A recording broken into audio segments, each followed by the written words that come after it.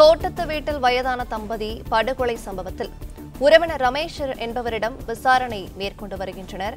விசாரணையின் போது இருசக்கர வாகனத்தில் அவர் தப்பிக்க முயற்சித்ததாக தகவல் கிடைத்திருக்கிறது. போலீசிடமிருந்து தப்பிக்கும் முயற்சியில் விபத்தில் சிக்கியிருக்கிறார்.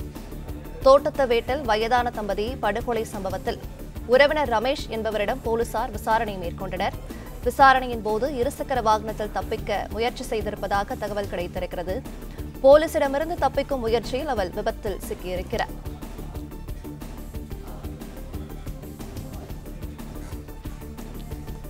காயமடைந்த ரமேஷை அவிநாசி அரசு மருத்துவமனையில் சிகிச்சைக்காக போலீசார் அனுமதித்திருக்கின்றனர்.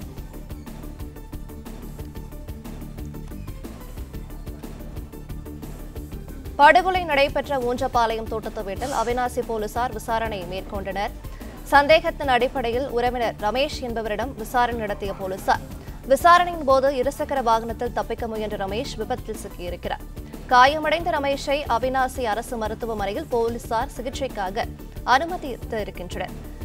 விவரங்களை செய்தியாளர் செந்தில் வழங்கிட கேட்கலாம். செந்தில், வணக்கம். மேலும் விவரங்கள். திருப்பூர் அவிநாசி அருகே ஊஞ்சப்பாளையம் தோட்டத்து வீட்டில் வசித்து வந்த வயதான தம்பதியரை கொலை செய்ததாக கூறப்படும் ரமேஷ் என்பவர் போலீசாரிடமிருந்து இருசக்கர வாகனத்தில் தப்பிக்கும் முறையில் விபத்து ஏற்பட்டு போலீசார் அவரை அவிநாசி அரசு மருத்துவமனையில் சிகிச்சைக்காக அனுமதித்துள்ளனர். திருப்பூர் மாவட்டம் அவிநாசி அருகே உள்ள ஊஞ்சப்பாளையம் பகுதியில் உள்ள தோட்டத்து வீட்டில் வசித்து வரும் முதிய தம்பதிகள் பழனிசாமி மற்றும் பருவதம்.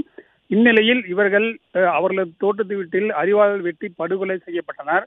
இதனைத் தொடர்ந்து தகவல் அறிந்து சம்பவ இடத்துக்கு விரைந்து வந்த கோவை மண்டல ஐஜி செந்தில்குமார் மற்றும் திருப்பூர் மாவட்ட எஸ்பி கிரீஷ் யாதவ், அவிநாசி டிஎஸ்பி சிவகுமார் தலைமையிலான போலீசார் விசாரணையை தீவிரப்படுத்தினர். விசாரணையில் அருகிலுள்ள தோட்டத்து வீட்டில் வசிக்கும் அவர்களது உறவினரான ரமேஷ் என்பவர் இந்த கொலையை செய்துள்ளதாக போலீசார் சந்தேகிக்கின்றனர்.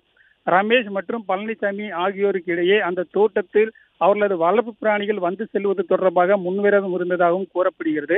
இதன் காரணமாக ரமேஷ் இந்த கொலையை செய்திருக்கலாம் என போலீசார் சந்தேகத்தின் அடிப்படையில் ரமேஷை பிடிக்க செல்கையில் அவர் போலீசாரிடமிருந்து இருசக்கர வாகனத்தில் ரமேஷ் தப்பிச் செல்ல முயன்ற போது விபத்து ஏற்பட்டு பாதிக்கப்பட்டார். இதனைத் தொடர்ந்து போலீசார் அவரை அவிநாசி அரசு மருத்துவமனையில் தற்போது சிகிச்சையாக அனுமதித்து அவரிடம் மேற்கொண்டு சம்பவம் குறித்து விசாரணை மேற்கொண்டு வருகின்றனர்.